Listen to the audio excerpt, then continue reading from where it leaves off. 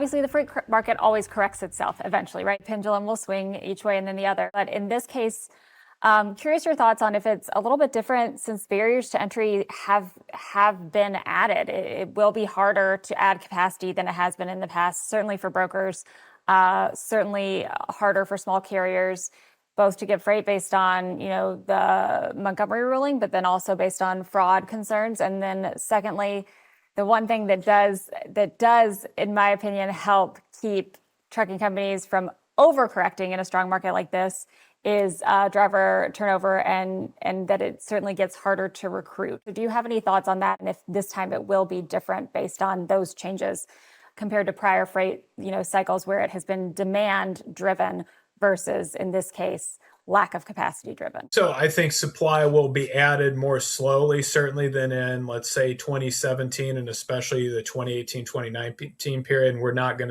certainly not going to see capacity come online like we did in the back half of 21 and especially 2022. Supply will get added, though.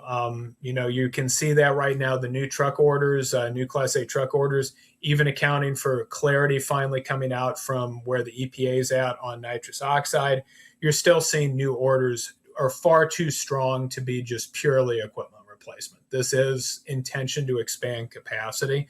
We've seen JBH, saying as an example, they're looking at adding headcount.